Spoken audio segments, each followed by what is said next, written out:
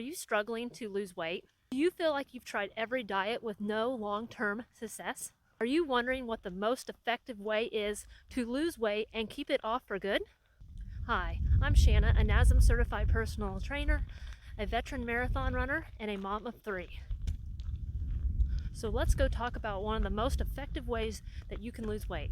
One of the most effective and low budget ways to lose weight and keep it off for good is through running. You might ask, why do you think this is the most effective way to lose weight? You might have heard that it isn't a very good way to lose weight. Well, what you heard is a myth. Running gets your heart rate up and releases carbon dioxide as you breathe. When you do this for a long period of time, this helps you lose weight.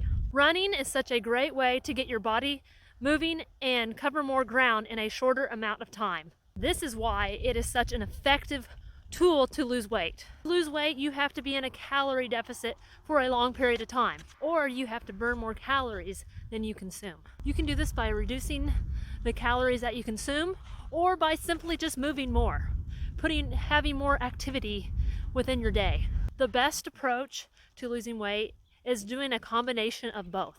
This is why running is so great, because you just have more flexibility in your diet. Just because you are running doesn't mean that you can eat an unlimited amount of calories. You do need to be mindful of the types of food that you are consuming. So you want to strive to try to eat healthy foods if you can. Obviously, that's for anybody. Everybody needs to strive to eat healthy, but it's okay if you want some foods that aren't as healthy. Like, I love to eat pizza. I love to eat chocolate chip cookies. That is okay in moderation. If you're combining that with exercise, why not? I mean, you have to live life a little bit. You have to enjoy your food. So like I said, it's still very important to make wise food choices. The best strategy for your diet is to look at the quality of foods that you eat. You don't have to be so obsessive about the calories you eat and the diet that you are on.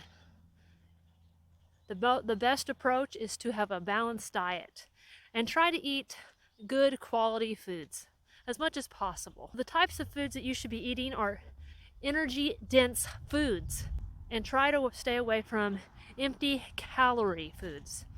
It's best to avoid processed, fried, and sugary foods, and even eliminate some sugary drinks. That would really go a long way in your diet.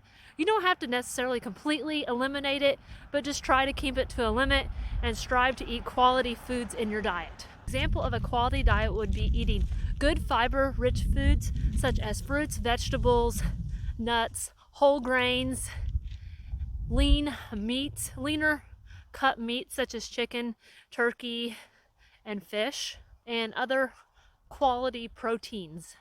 As your activity level increases and your energy needs and your body needs more energy, it's important to increase the quality of the foods that you are eating.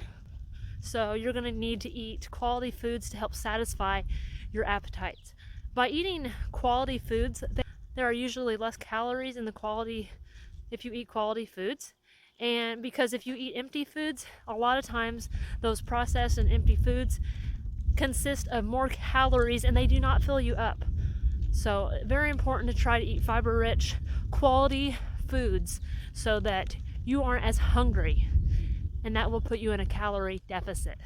If your goal is to increase your activity level and lose weight, and you're just getting started, it's important to run consistently at least 3 times per week with 1 rest day in between.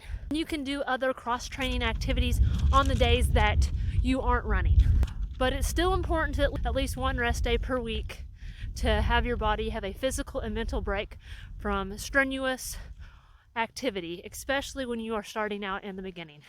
So now that you are thinking about running 3 days per week consistently, it is best to start with a run-walk plan. So over time, you would build up upon how long you can run over a period of time. So in the beginning, when you're starting out doing cardio, you can have a duration of 30 minutes. So when you are doing exercise, you will be walking more, but that is okay because 30 minutes is a great starting point. And then as time goes on, you'll be able to walk less and start running more.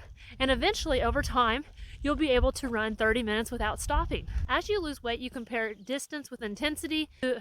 Instead of running a 30-minute run, you can move up to a 40-minute run. Or if you're doing it by miles, you can run at a mile at a time. It's best not to increase no more than 10% each week. So as you become a runner and build more stamina, you could do a weekly long run of an hour or more. So as you become more of an advanced runner, you can add some speed work into your routine, because when you are running more intensely, it burns more calories after you exercise. To even see more results from your running, you compare running with strength training. So I would recommend at least 2 times a week of strength training to see really good benefits. Strength training is very important to prevent injury and just to make you a stronger, better runner. So running can be a great tool for weight loss when you are consistent with it and pair it with a quality diet. So you should be able to get in great shape and lose the extra weight that you are desiring to lose if you go by a consistent running plan and a good quality diet. So if you are interested in becoming a runner, I have a link down below that is a free guide to help you run 10 minutes without stopping. So it's a month-long guide. It's only 3 days a week of running. It's a walk-run program, so it's very beginner friendly. So anybody could do this. It starts you out really slow, and by the end of the month, you would be able to run 10 minutes without stopping. So go ahead and check that out down below. Do you have any other questions about running? Make sure that you comment below, and I will answer them for you. So see you next time.